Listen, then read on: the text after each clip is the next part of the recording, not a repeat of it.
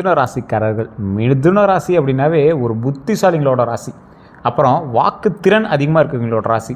இவங்களுடைய வாழ்க்கையில் இவங்க கஷ்டப்பட்டது தான் மிகப்பெரிய ஹிஸ்ட்ரியாக சொல்ல முடியுமே தவிர, இவங்க சக்ஸஸ் ஆனதெல்லாம் ஒரு பக்கத்தில் எழுதி வச்சிடலாம்.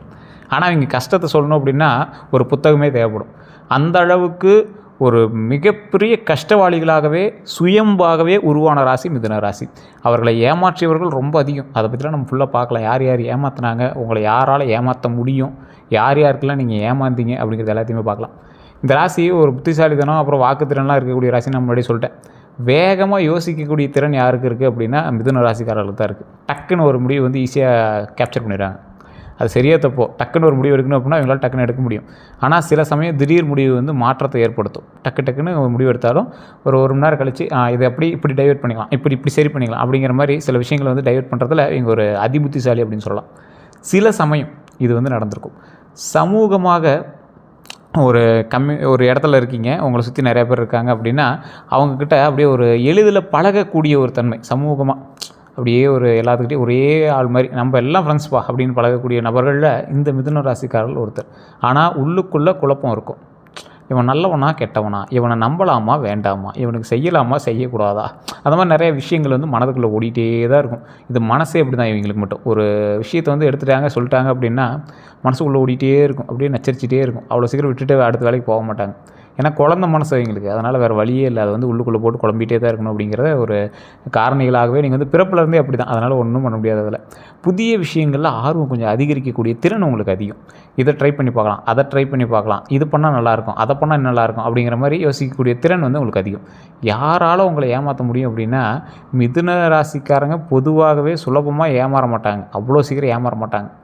அதிக நம்பிக்கை வச்சுருப்பீங்க பார்த்தீங்கன்னா, நண்பர்களாக இருக்கட்டும் காதலாக இருக்கட்டும், உங்கள் மேலே நீங்கள் ஒருத்தர் மேலே ரொம்ப அதிக நம்பிக்கை வச்சுருப்பீங்க. அவங்க உங்களை ஈஸியாக ஏமாற்றிடுவாங்க. இது நிறைய நடந்திருக்கும். இது உண்மையாக இல்லையான்னு மறக்காம கமெண்ட் செக்ஷனில் பதிவிடுங்க. அதே மாதிரி உங்களை புகழ்ந்து பேசினாங்க அப்படின்னா நீங்கள் கொஞ்சம் ஆஃப் ஆயிடுவீங்க. இது இந்த ராசிக்கே உண்டான மிகப்பெரிய ட்ராபேக். அதே மாதிரி மனசாட்சியை பயன்படுத்துகிறவங்கிட்ட எமோஷனல் மனிப்புலேஷன், உங்கள் மனசாட்சியை பயன்படுத்தி அப்படியே டைவெர்ட் பண்ணுவாங்க. அவன் பாடுறா அப்படி இருக்காண்டா, அவன் பாடுறா இப்படி இருக்காண்டா, நீ எதாவது ஹெல்ப் பண்ணியிருந்தா ஆயிருக்குண்டா, இந்த மாதிரி அப்படியே உங்கள் ஃபேமிலியிலையோ ஏதோ ஒன்று எமோஷ்னலாக மனிப்புலேட் பண்ணுவாங்க பார்த்தீங்கன்னா, அவங்க மாதிரி ஆட்கள் உங்களை கொஞ்சம் டைவெர்ட் பண்ணுறதுக்கான வாய்ப்புகள் ரொம்ப அதிகம்.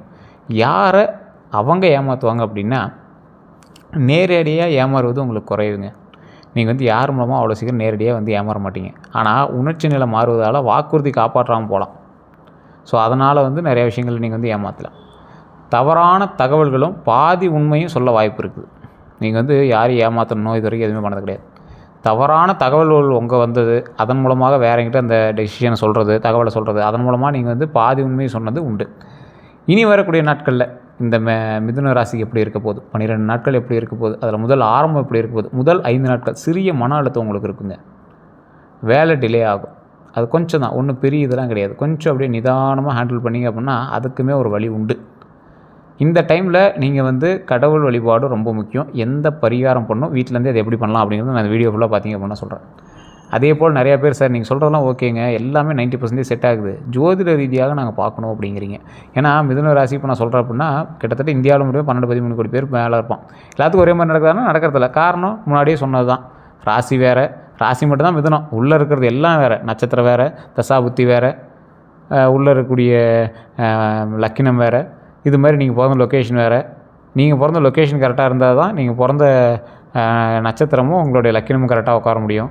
நீங்கள் பிறந்த டேட்டு டைமெல்லாம் கரெக்டாக இருந்தால் தான் ராசி நட்சத்திரமும் உட்கார முடியும்.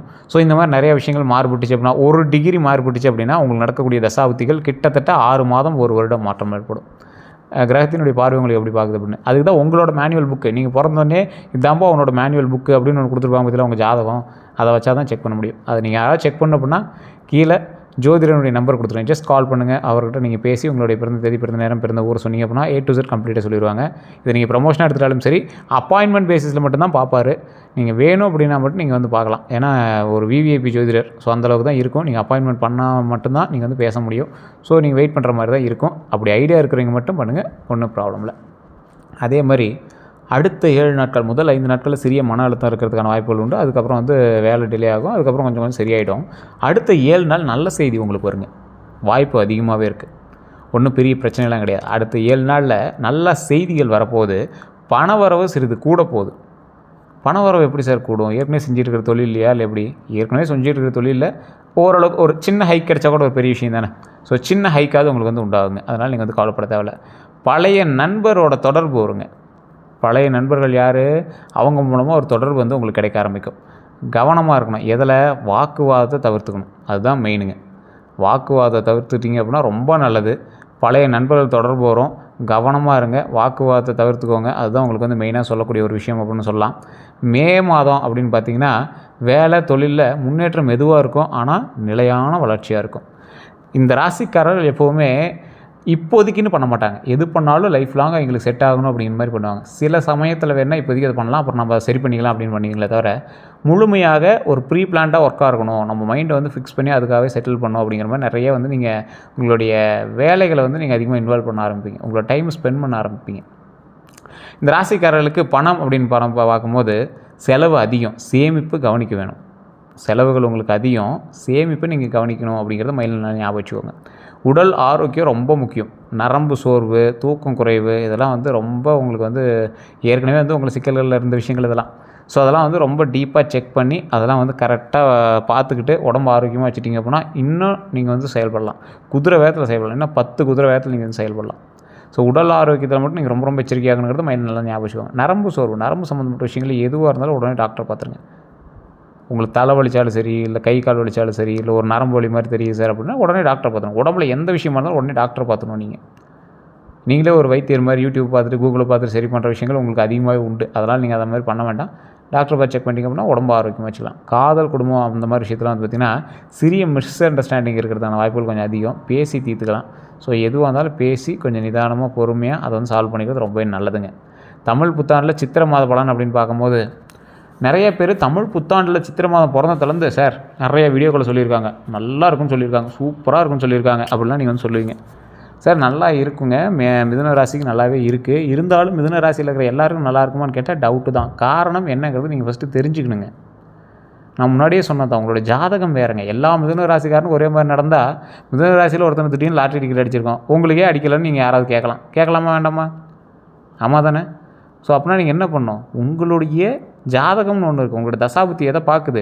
சரி சார் உங்கள் ஜாதகம் சூப்பராக இருக்குது, எல்லாம் பர்ஃபெக்டாக இருக்குது, ஆனாலும் ஒன்றும் நல்லது நடக்கலையே. உங்கள் கூட இருக்கிறவங்க ஜாதகம், உங்களுடைய தாய் தந்தையரோ, கூட பிறந்தவங்களோ, இல்லை உங்களுடைய குழந்தைகளோ, அவங்க கூட இருக்கக்கூடிய ஜாதகம் அது செயல்படணும்ல, அது உங்களுக்கு ஈக்குவலாக வரணும்ல, அது கூட உங்களை டைவெர்ட் பண்ணலாம். ஒரு மனிதன் பிறக்கும்போது அவனோட ஒரு ஜாதகம் மட்டும் அவங்க கூட வேலை செய்யுது அப்படின்னா அவன் மட்டும் தனியாக ஹேண்டில் ஆகி வந்துருப்பான்.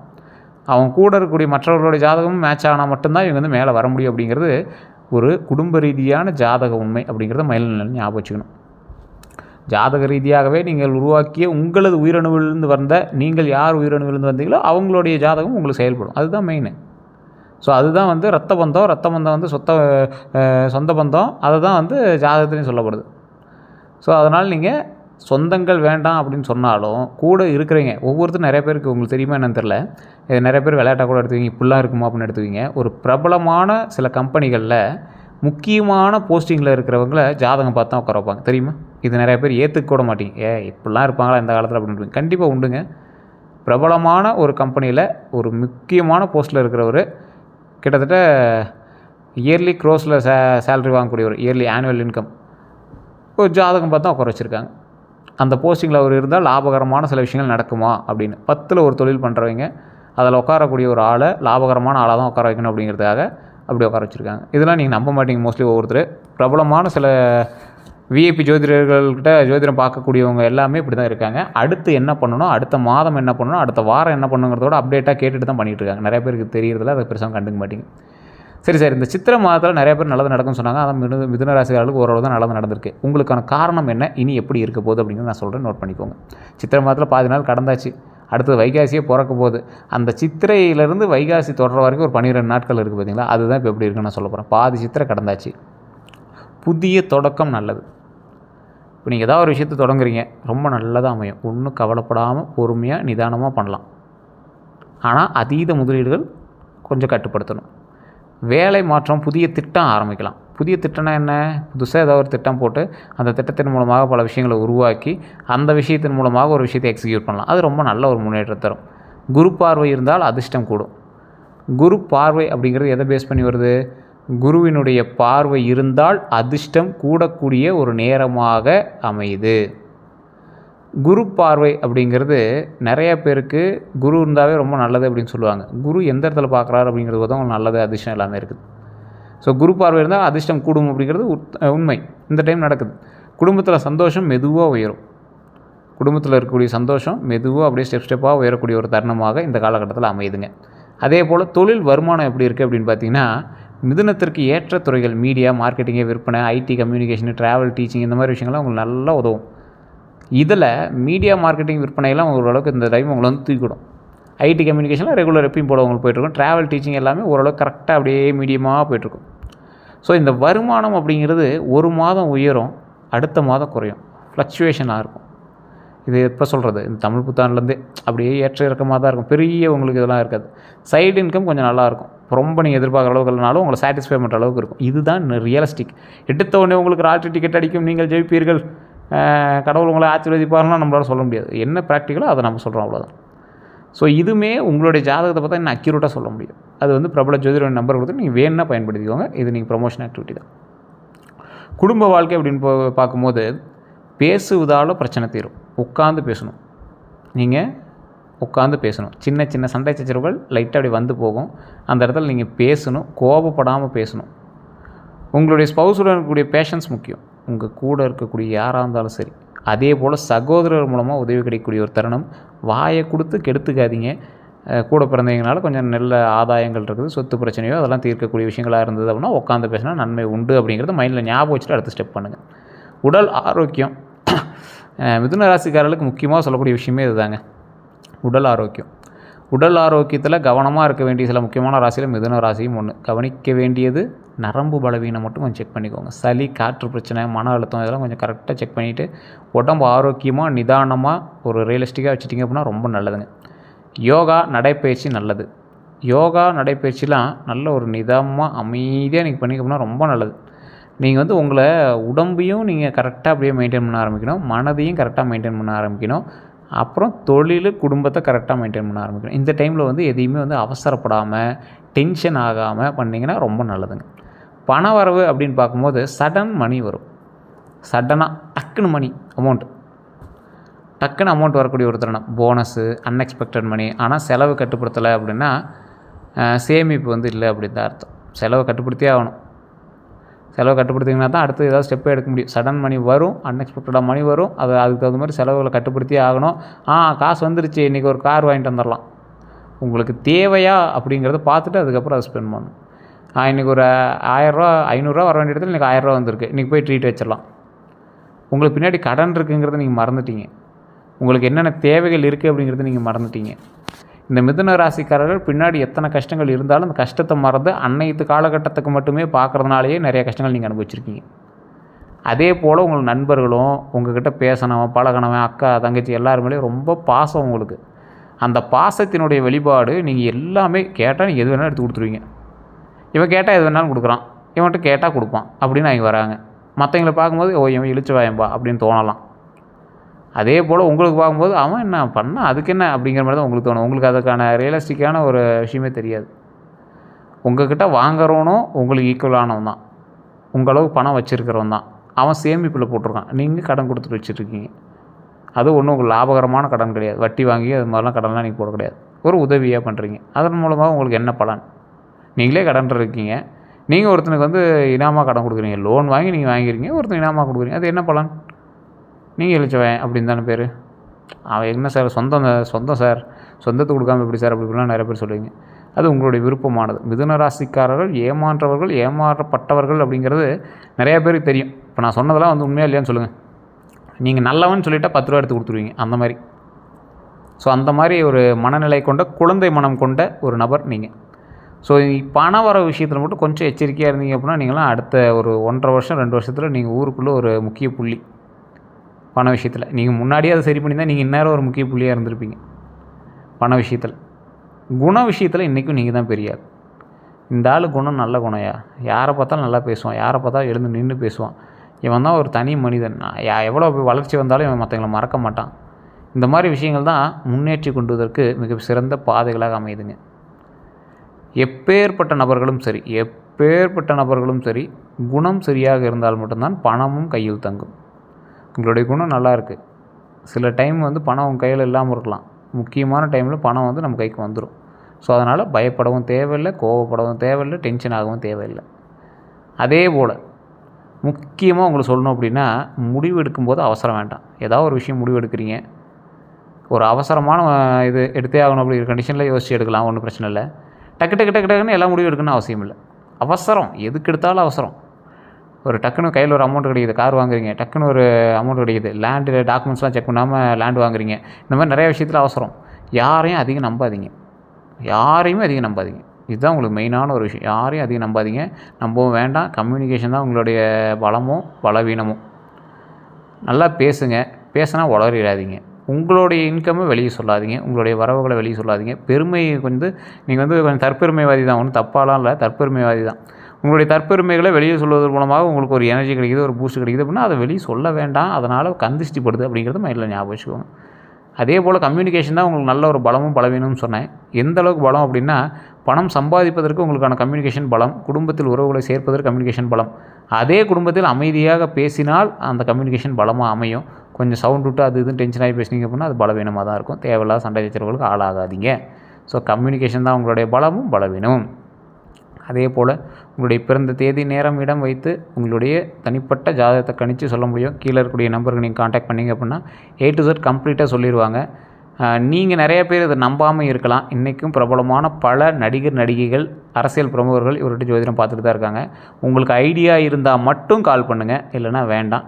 இது ஒன்றும் கம்பல்ஷன் கிடையாது. நிறைய பேர் கமெண்டில் வந்து சார் இதுக்கு சொல்லுங்கிறீங்க. இந்த ராசிக்காரர்கள் முக்கியமாக வணங்க வேண்டிய தெய்வத்தை இப்போ நான் சொல்கிறேன். இது நீங்கள் ஜோதிடம் பார்த்தாலும் சரி, பார்க்காவிட்டாலும் சரி, இந்த இறைவனை வணங்கினால் உங்களுக்கு மிகப்பெரிய நன்மை உண்டு. அம்மன் தெய்வம் காஞ்சிபுரத்தில் இருக்கக்கூடிய காஞ்சி காமாட்சின்னு சொல்லக்கூடிய காமாட்சி அம்மனை வழிபட்டால் மிகப்பெரிய நன்மை உண்டு. ஓம் காமாட்சி அம்மனை போற்றி, ஓம் காமாட்சி அம்மனை போற்றி, ஓம் காமாட்சி அம்மனை போற்றி. ஓம் அப்படிங்கிறது பிரபஞ்ச உண்மை.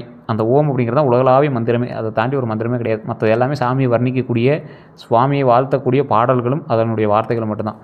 ஓம் காமாட்சி அம்மனை போற்றி, ஓம் காமாட்சி அம்மனை போற்றி, ஓம் காமாட்சி அம்மனை போற்றி, ஓம் காமாட்சி அம்மனை போற்றி, ஓம் காமாட்சி அம்மனை போற்றி, ஓம் காமாட்சி அம்மனை போற்றி, ஓம் காமாட்சி அம்மனை போற்றி, ஓம் காமாட்சி அம்மனை போற்றி, ஓம் காமாட்சி அம்மனை போற்றி, ஓம் காமாட்சி அம்மனை போற்றி, ஓம் காமாட்சி அம்மனை போற்றி, ஓம் காமாட்சி அம்மனை போற்றி, ஓம் 11 தடவை டெய்லி இதை மட்டும் நீங்கள் சொல்லி பாருங்கள், எவ்வளோ நன்மை நடக்குதுன்னு பாருங்கள். சார் நான் செப்பல் போட்டுட்ருக்கேன், ஷூ போட்டு கம்பெனிக்கு போயிட்டுருக்கேன், இந்த இடத்துல சொல்லணும்னு தோணுது, மாமிசம் சாப்பிட்டேன் சொல்லணும்னு தோணுது. ஒன்றும் கிடையாது, மனசு தான் காரணம். சாமி ரூமில் காலையில் குளிச்சுட்டு ரெடியாக இருக்கேன், சாமி கும்பிடலான்னு. காலையில் சூரிய நமஸ்காரம் பண்ணிவிட்டு சூரியனை வழிபட்டுட்டு, காலையில் சூரியனை வழிபடுங்க. இது சொல்லாம விட்டோம் பாருங்கள், சூரியனை வழிபடுங்க. சூரிய பகவானை காலையில் வழிபட்டுட்டு உள்ளே வந்து உட்காந்து அமைதியாக சாமியை கும்பிடுங்க. ஒரு காஞ்சிபுரம் காமாட்சி அம்மனை வழிபட்டு உங்களுடைய குலதெய்வத்தையும் எப்பயும் போல் வழிபட்டுட்டு, உங்களோட குலதெய்வத்தை ஃபஸ்ட்டு வழிபட்டுக்கோங்க. அது நான் எல்லாத்துலேயும் சொல்கிறது தான். குலதெய்வத்தை ஃபஸ்ட்டு வழிபட்டுட்டு காஞ்சிபுரம் காமாட்சி அம்மனை வழிபட்டு நீங்கள் வந்து பண்ணிங்க அப்படின்னா அடுத்த விஷயங்கள் எல்லாமே சக்ஸஸ் தான். ஸோ கவலைப்படாதீங்க. ஒரு 10 பேருக்காக அன்னதானம் போடுங்க. அதன் மூலமாக இன்னும் பல நன்மைகள் உண்டு. வேறு ஏதாவது கருத்துகள் இருந்தால் நீங்கள் கமெண்ட் செக்ஷனில் பற்றி விடுங்க. கீழே இருக்க நம்பருக்கு கால் பண்ணி எடுத்துக்கலாம். எல்லோருக்கும் நன்றி நண்பர்களே.